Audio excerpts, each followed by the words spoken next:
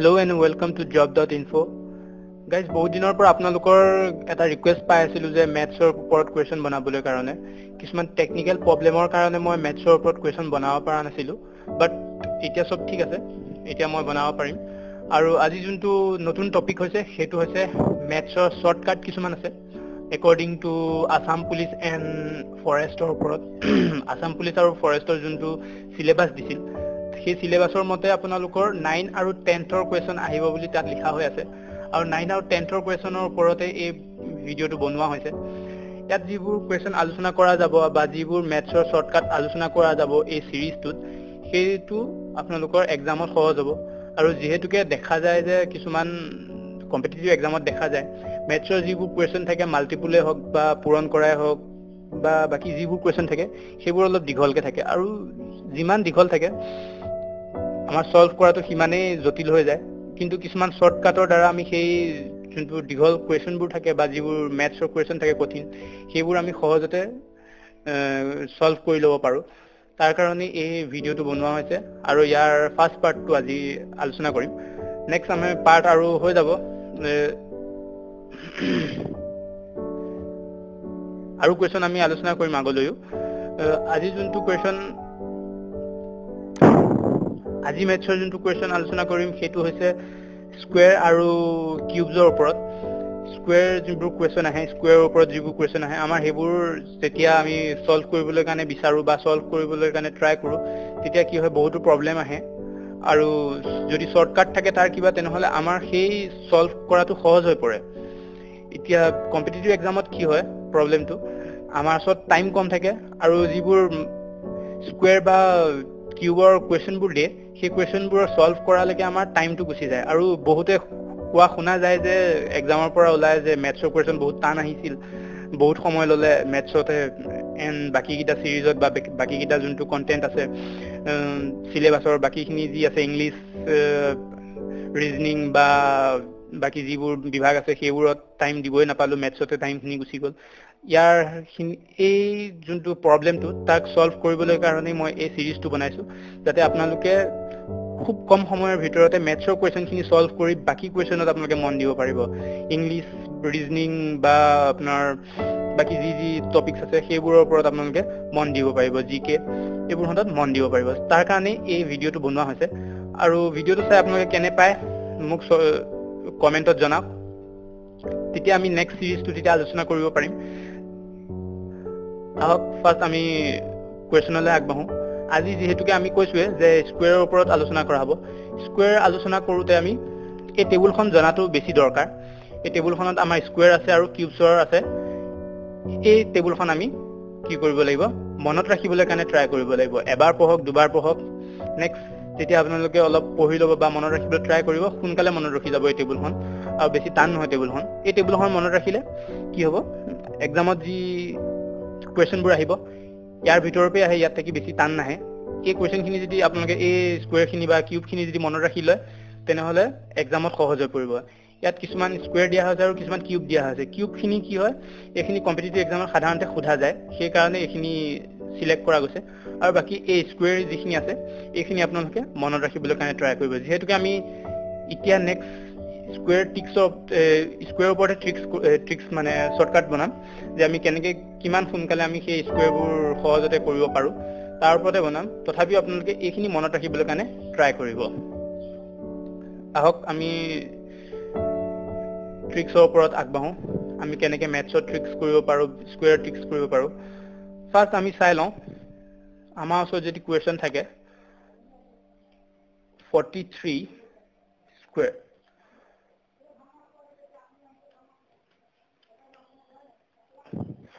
যদি আমি স্কয়াৰ কৰিব লগা হয় তেনেহলে আমাৰ ইয়াত ট্ৰিক্সটো কি আমি ইউজ কৰিব পাৰো ইয়াত ট্ৰিক্সটো কৰিবলৈ কাৰণে আমি ফাৰ্স্টে কি কৰি ল'ব লাগিব তিনডাল চিন বনাই লওঁ আমি আমাৰ সহজৰ কাৰণে এডাল দুডাল তিনডাল আমি চিন বনাই ললো এতিয়া ইয়াতে আমি কি কৰিম ফাৰ্স্ট আমি লাষ্টৰ সংখ্যাটো লম লাষ্টৰ সংখ্যাটো কিমান আছে 3 আছে 3 এতিয়া স্কয়াৰ কি হ'ব আমাৰ 3 3 গুণ 9 আমি 9 লিখিলো ইয়াত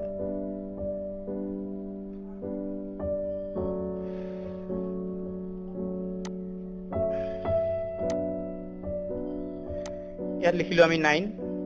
নেক্সট আমি আগৰ সংখ্যাটো লাইছো 4 আমি ইয়াত স্কয়াৰটো লিখিলো ইয়াৰ 4 স্কয়াৰটো 4 স্কয়াৰ কিমান হ'ব 16 হ'ব এটা নেক্সট মাজৰটোত আমি কি লিখিম এই 4টো আৰু 3 আৰু 2 এই গুটে কিটাকে পূৰণ কৰি যোনটো পাম হেতু আমি কত লিখিম মাজত লিখিম এটা কেনেকে হ'ব 4 3 গুণ 12 12 দুগুণ 24 ইয়াত আমাৰ কি হ'ব 24 ৰ 4টো বহিব 24 ৰ 4 উপলিল 2 2টো আমি কত লিখিম এই 16 টোত লিখি দিম 16 টোত আমি যোগ কৰি দিব লাগিব তাৰ কাৰণে আমি 16 টোৰ ওপৰত লিখি দিছো এটা নেক্সট যদি আমি এই গুটেখিনি চাও তেনেহলে আমাৰ এনসাৰটো কি হ'ব আমাৰ এনসাৰটো হ'ব 16 2 যোগ কৰিলে হ'ব 18 নেক্সট 4টো আহিলে আৰু 9 তেনেহলে 43 আমাৰ যোনটো স্কয়াৰ হ'ব হেতু এনসাৰটো কি হ'ব 1849 আমি এইটো ট্ৰিক্স ইউজ কৰি আমি ম্যাথছৰ যিবোৰ স্কয়াৰ কোৱেশ্চন থাকে সেইবোৰ আমি সলভ কৰিব পাৰো এটো আপোনালোকে প্ৰথমবাৰৰ কাৰণে অলপ টান পাব কিন্তু বাদ যেতিয়া আপোনালোকে এটো চেষ্টা কৰি থাকিব বেছিকে ট্ৰাই কৰি থাকিব বেছিকে প্ৰেক্টিস কৰিব তেনেহলে এটো বহুত সহজ হৈ যাব ম্যাথছৰ কোৱেশ্চনৰ ওপৰত আৰু নেক্সট কোৱেশ্চন এটা লৈ আহো 27 আৰু ইয়াৰ যদি আমি 27 ৰ যদি স্কয়াৰ উলিয়াব বিচাৰো তেন্তে হ'ব আমি তাৰ ট্ৰিকটো ইউজ কৰিম ফাৰ্ষ্টে আমি sin 3 ডাল দি লম এতিয়া আমাৰ ফাৰ্ষ্ট হ'ব 7 7 গুণ 49 ইয়াৰ 7 ৰ যদি স্কয়াৰ কৰো তেনেহলে আমাৰ হ'ব 49 এতিয়া ইয়াত হ'ব 9 আৰু উকলিব কিমান 4 এতিয়া নেক্সট আমি যদি আগৰ সংখ্যাটো চাও তেনেহলে ইয়াৰ এনসাৰটো কি হ'ব মাল্টিপল সৰি যদি আমি স্কয়াৰ কৰো তেনেহলে হ'ব 4 এতিয়া এই তিনটা পূৰণ কৰি যোনটো সংখ্যা পাম হেতু কত হ'ব মাজত হ'ব তেনেহলে হ'ব 7 দুগুণ 14 14 দুগুণ 28 28 আৰু প্লাস 4 যোনটো আমাৰ উপলা 4টো আছিল হেতু হতি এটা 4 উকলিল 28 29 30 31 32 32 ৰ কি বহিব 2 বহিব ইয়াত 32 ৰ 2 আৰু ইয়াত কিমান আহি যাব আগত কিমান আহি যাব 3 আহি যাব 3 এতিয়া যদি আমি ইয়াত এনসাৰটো চাও তেনেহলে কি হ'ব 4 3 7 এপিনে 2 আহি গল এপিনে 9 আহি গল তেনেহলে 27 ৰ যেটো স্কয়াৰ হ'ব কিমান হ'ব 729 আমি আৰু এটা উদাহৰণ লৈ লৈছো এতিয়া ধৰি লওক আমি 73 উলিয়াও স্কয়াৰ 73 যদি স্কয়াৰ উলিয়াও তেনেহলে আমি ফাৰ্ষ্টে কি কৰিলাম 3 ডাল sin টানি লম এতিয়া আমি প্ৰথম লাষ্টৰ সংখ্যাটো স্কয়াৰ কৰিম লাষ্টৰ স্কয়াৰ কিমান হ'ব 3 3 গুণ 9 নেক্সট আগৰ সংখ্যাটো যদি কৰো 7 7 গুণ 49 নেক্সট এই গুটে 3 টাকে যদি পূৰণ কৰি পেলাই আমি কি পাম 7 3 গুণ 21 21 দুগুণ 42 এটা কিমান হ'ব 42 ৰ 2 বহিব 42 ৰ 2 উকলিল কিমান 4 4 কত বহিব আগত আহি যাব ওকে এতিয়া আগত আহি যোৱাৰ পিছত যদি আমি যদি ইয়াত যোগ কৰি চাও তেনেহলে কিমান হ'ব 49 প্লাস 4 ইয়াত প্লাস হৈ যাব কিমান 53 আৰু লাষ্টৰ যোনগিটা সংখ্যা আছে এইগিটা একে থাকিব এইগিটা আহি যাব ইয়াত তেনেহলে 73 ৰ যোনটো স্কয়াৰ হ'ব এটো কিমান হ'ব 5329 ওকে গাইস নিশ্চয় এটো বুজি পাইছে চাগে ট্ৰিকটো এই ট্ৰিকটো ইউজ কৰি আমি যিবোৰ কম্পিটিটিভ এক্সাম থাকে সেইবোৰত আমি সহজতে বহুত কম সময়তে আমি আমাৰ যিবোৰ ম্যাথছৰ কোৱেশ্চন সেইবোৰ আমি সলভ কৰি ল'ব পাৰিম প্ৰথমে যদিও টান পাইছে আপোনালোকে কিন্তু পিছত যেতিয়া চেষ্টা কৰি থাকিব তেতিয়া আমাৰ কি হ'ব সহজ হৈ পৰিব এই গুটেখিনি নেক্সট আহিছো আমি এতিয়া আমি চাম 50 আৰু 100 ওচৰৰ পাজৰ যিখিনি সংখ্যা আছে সেইখিনি আমি কেনেকে স্কয়াৰ উলিয়াব পাৰিম ফাৰ্স্ট আমি লৈ লৈছো 50 ৰ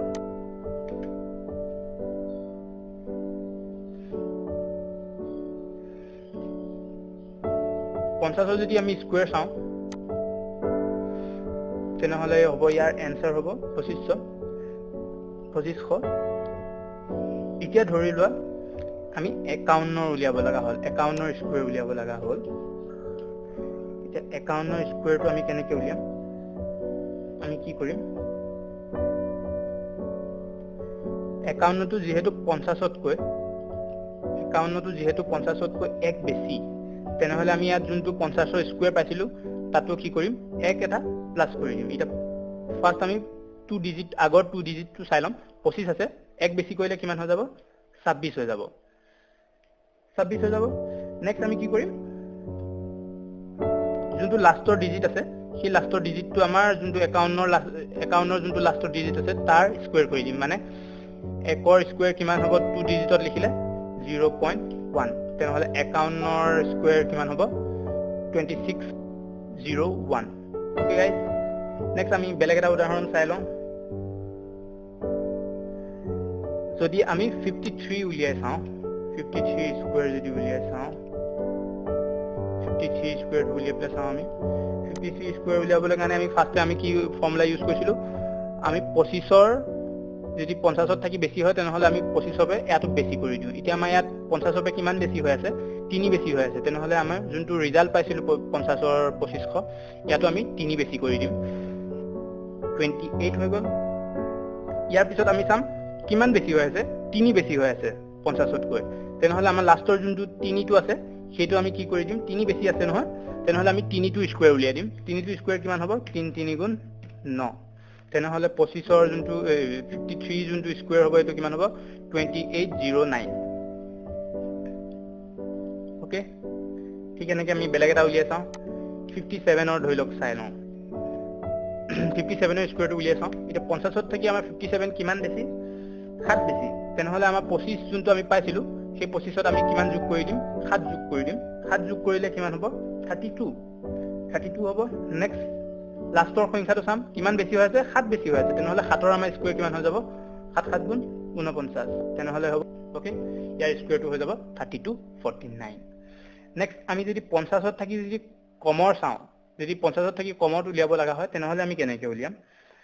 50 ত থাকি কমত উলিয়াব লগা হলে ধৰি লওক আমি উদাহৰণটো লৈছো 49 স্কয়াৰ লৈ লৈছো ইয়াৰ এনসাৰটো আমি কেনেকৈ লিখিম এতিয়া আমি চাম 50 ত আমি কিমান পাইছিলো 25 পাইছিলো তেনেহলে 49 50 ত থাকি কিমান কম 1 কম তেনেহলে আমি 25 টো -1 কৰি দিম -1 কৰিলে কিমান হ'ব 24 তে 49 ৰ হ'ব 24 এন্ড নেক্সট যোনটো ডিজিট হ'ব এই লাষ্টৰ দুটা ডিজিট হ'ব এটো আমি কেনেকৈ লিখিম 1 কম হৈ আছে 1 ৰ স্কয়াৰ কিমান হ'ব 01 নেক্সট সেম আৰু এটা চাই লওঁ আমি এটো ধৰি লওক আমি 46 ৰ উলিয়াইছো 46 ৰ কিমান কম 25 ৰ পৰা 4 কম কৰিব লাগিব তেতিয়া আমাৰ কিমান হ'ব 21 25 ৰ পৰা 4 কম কৰিলে 21 ওলাল নেক্সট আমি লাষ্টৰ ডিজিটটো কি কৰিম লাষ্টৰ ডিজিটটো আমাৰ কিমান কম আছে 4 কম আছে 25 ৰ পৰা কিমান কম আছে 4 কম আছে তেনেহলে আমি এই 4 টো স্কয়াৰ কৰি দিম 4 টো স্কয়াৰ কিমান হৈ যাব 4 4 গুণ 16 ইয়াৰ এনসাৰটো হ'ব এটো ওকে গাইস নেক্সট আৰু এটা আমি উদাহৰণ চাই লওঁ 44 ইয়াৰ যদি স্কয়াৰ উলিয়াব লগা হয় আমাৰ আমি ফাৰ্স্টে কি কৰিম চাই লওঁ 25 ৰ পৰা আমাৰ 50 ৰ পৰা আমাৰ 44 কিমান কম হয় 6 কম হয় তেনেহলে আমি কি কৰিম ইয়াত যোনটো 25 আছিল পাইছিলো আমি সেই 25 টোৰ পৰা 6 কম কৰি দিম তেনেহলে কিমান হ'ব 19 হ'ব আৰু নেক্সট আমি কিমান কম কৰিলো 6 কম কৰিলো তেনেহলে আমাৰ 6 টো যোনটো আছে 6 টোৰ মাল্টিপল কৰি মানে কি বুলি কয় স্কয়াৰ কৰি দিম 6 6 গুণ 37 হৈ যাব তেনেহলে 44 ৰ যোনটো এনসাৰ হ'ব এটো হ'ব 1936 ওকে গাইস এটো হৈছে 50 আৰু 50 ৰ ওচৰে পাজৰে যিখিনি সংখ্যা আছে তাৰ কাৰণে নেক্সট আমি চাওঁ 100 ত আমি কেনেকৈ কৰিব পাৰো 100 ৰ যদি আমি স্কয়াৰ উলিয়াও তেনেহলে হ'ব ইয়াৰ এনসাৰটো 100 ৰ যদি স্কয়াৰ উলিয়াও তেনেহলে আমাৰ এনসাৰটো হ'ব 10000 ওকে 10000 এ আমি কি মনত ৰাখিব লাগিব এই যোনটো 100 টো আছে সেইটো আমি মনত ৰাখিলে হ'ব বাকিখিনি আমাৰ সহজ হৈ পৰিব এতিয়া ধৰি লওক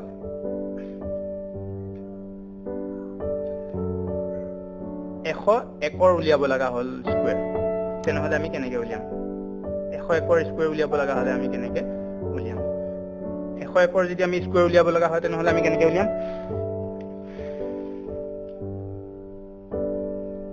100 একৰ দুগুণ কৰি আমি লিখিব লাগিব তলত এতিয়া 100 একৰ দুগুণ কি হ'ব 102 এতিয়া 102 হোৱাৰ পিছত 100 ৰ পৰা আমাৰ কিমান কম আছে সৰি কিমান বেছি আছে এক বেছি আছে তেনেহলে লাষ্টৰ যোনটো ডিজিট আছে আমি যে 1000 টো চাও তিনটা হৈ আছে আৰু দুটা ডিজিট থাকি গল এই দুটা ডিজিট আমি কিনি হ'ব কিমান বেছি আছে এক বেছি আছে তেনেহলে আমি একৰ যদি স্কয়াৰ উলিয়া কিমান হ'ব দুটা ডিজিটত লিখিলে 0 1 তেনেহলে 100 একৰ যোনটো স্কয়াৰ হ'ব হেতু হ'ব 1000 10201 ওকে নেক্সট আমি বেলেগ এটা উদাহৰণ চাওঁ 103 যদি আমি স্কয়াৰ উলিয়াও তেনেহলে 100 থাকি আমাৰ কিমান বেছি হৈ আছে ইয়াত 3 বেছি হৈ আছে তেনেহলে আমাৰ 3 টো কি কৰি দিম 3 বেছি হৈ আছে ন তেনেহলে 3 দুগুণ কৰি দিম মানে হৈ যাব 106 3 দুগুণ কৰিলে 3 দুগুণ 6 হৈ গল নেক্সট আমাৰ লাষ্টৰ দুটা ডিজিট আছে হেতু আমি কেনেকৈ লিখিম ইয়াত আমাৰ কিমান লাষ্টৰ সংখ্যাটো কিমান আছে 3 আছে তাৰটো স্কয়াৰ কৰি দিম তাৰ স্কয়াৰ কিমান হ'ব 3 3 গুণ 9 ওকে গাইস